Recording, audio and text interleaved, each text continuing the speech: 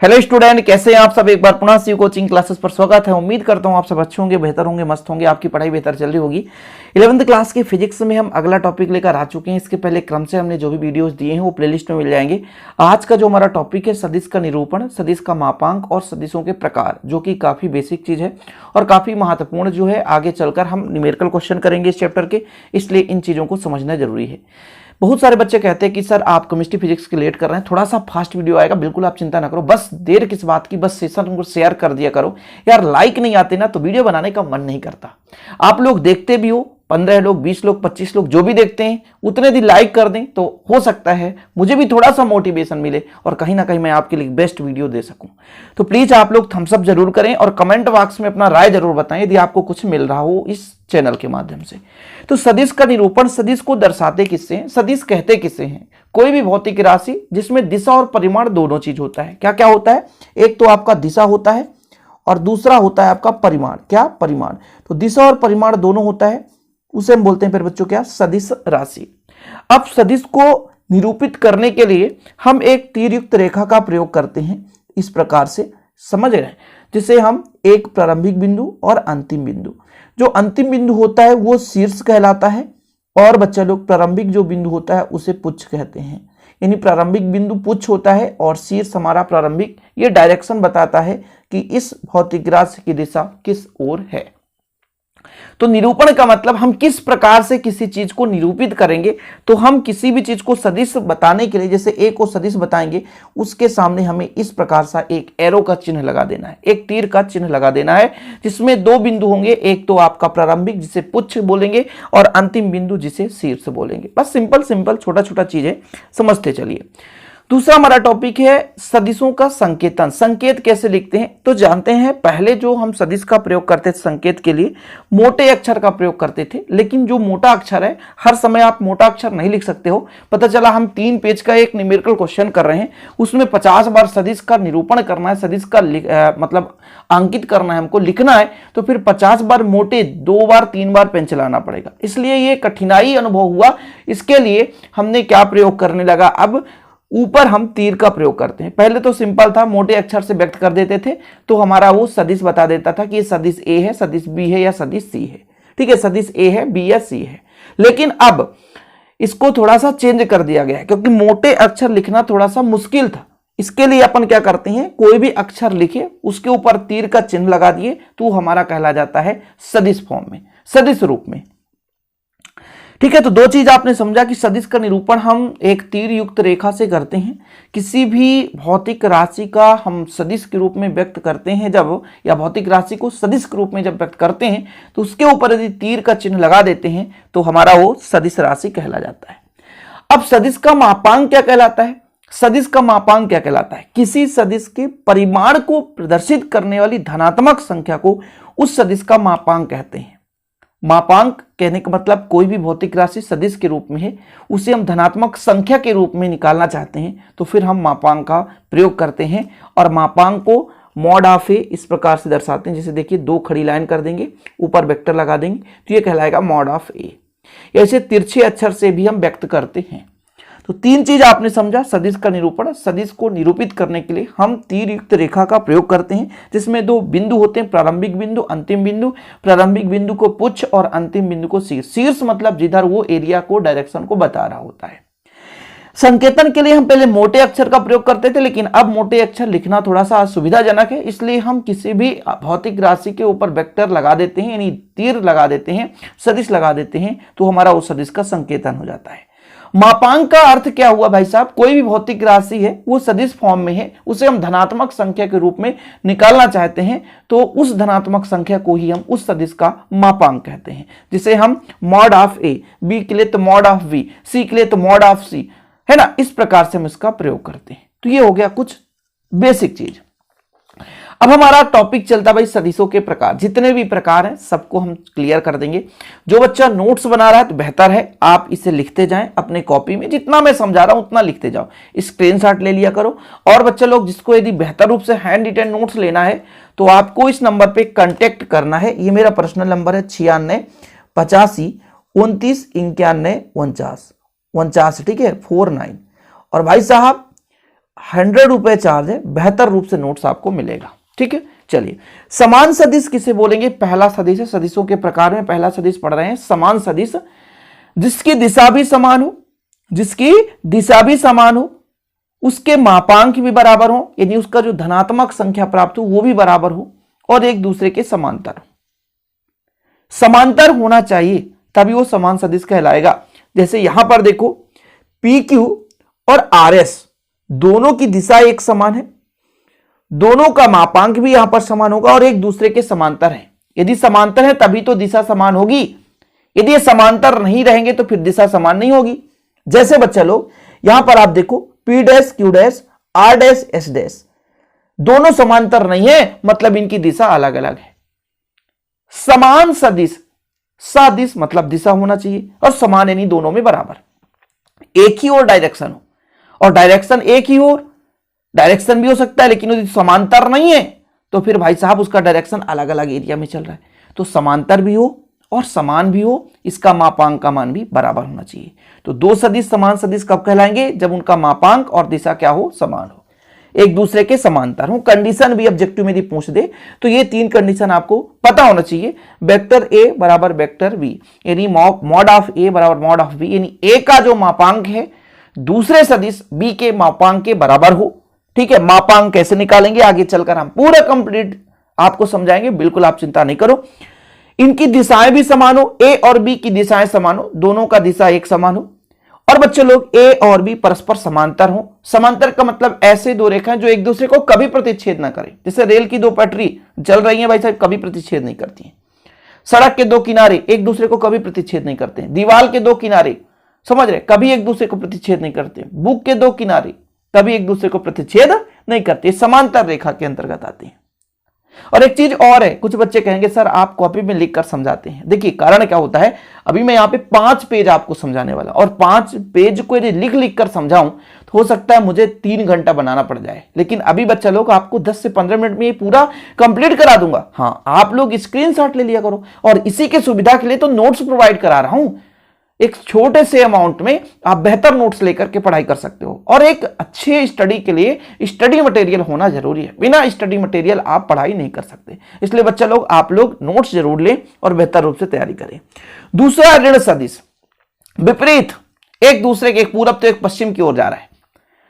तो ऋण सदिश में सदिश का जो परिमाण है वो तो समान होगा, जो मापांक है, जो मापांक का जो हमारा धनात्मक राशि मान प्राप्त हो रहा होता है वो समान होता है, लेकिन दिशा अलग अलग होती। हाँ, समांतर है, ये एक दूसरे के समांतर हैं, बस इसमें दिशा अलग अलग है। बस एक दूसरे के विपरीत के कारण ऋण चिन्ह लग जाता है, इसलिए इसे हम बोलते हैं क्या बच्चे लोग?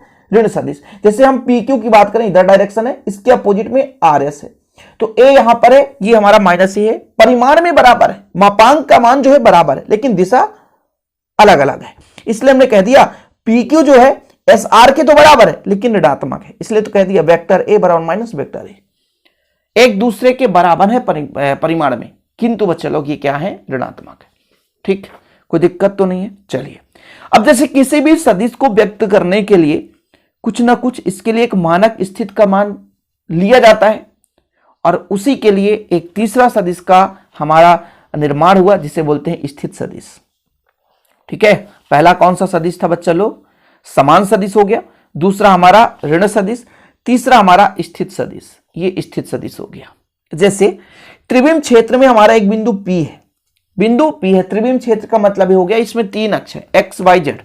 अब 3 अक्ष कहां होंगे? क्या जमीन पे होगा? नहीं, आकाश में। जैसे कहीं भी आप एक पत्थर को ऊपर फेंक दो तो वो त्रिविम में, यानी तीनों डायरेक्शन पे गति कर रहा होता है। हेलीकॉप्टर चल रहा है, वो तीनों डायरेक्शन में, पक्षियां उड़ रही हैं, वो तीनों डायरेक्शन में, एक्स वाई जेड 3 एक्सेस है उसमें।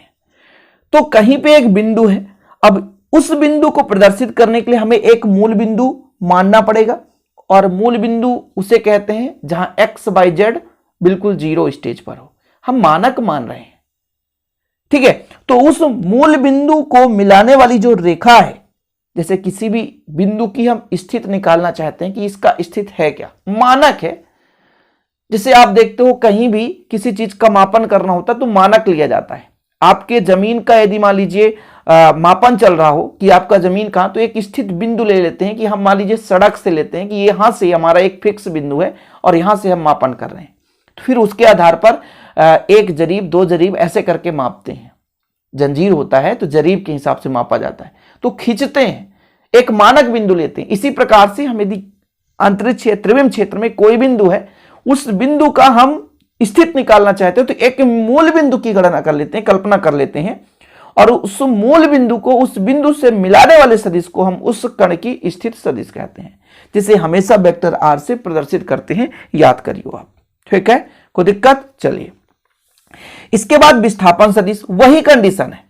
कंडीशन क्या है कि हमारा त्रिविम क्षेत्र है और भाई साहब एक बिंदु हमारा P है, यहां पर कोई वस्तु था, कुछ समय पश्चात यहां से उठ करके P डैश पे आ गया।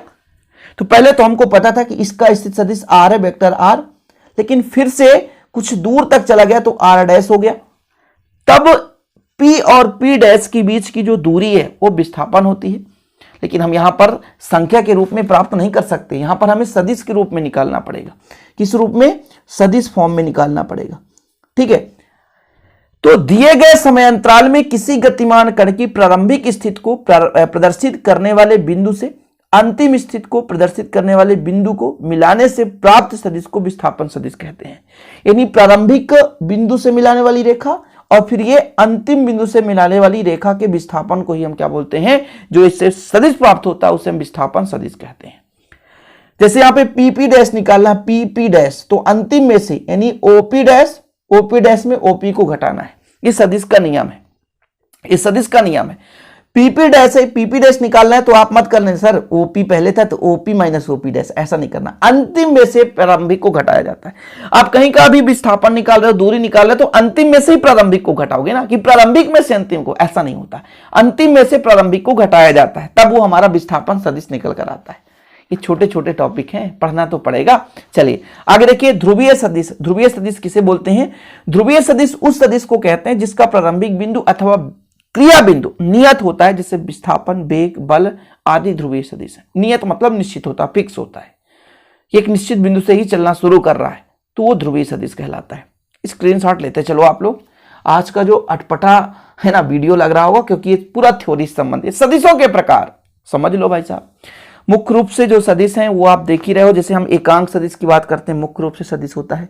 समान सदिश की बात करते हैं, विपरीत सदिश की बात करते हैं, ये आगे चलकर काम में आएगा। मेरे स्थित सदिश की बात करते हैं, विस्थापन सदिश की बात करते हैं, ये हमारे आगे चलकर के न्यूमेरिकल सॉल्व करने में, थ्योरम प्रूव करने में काम आएगा। तो समान सदिश जिसकी डायरेक्शन एक ही ओर है, समांतर है, परिमाण में समान है। विपरीत सदिश परिमाण में समान है, मापांक समान है, लेकिन दिशा विपरीत है।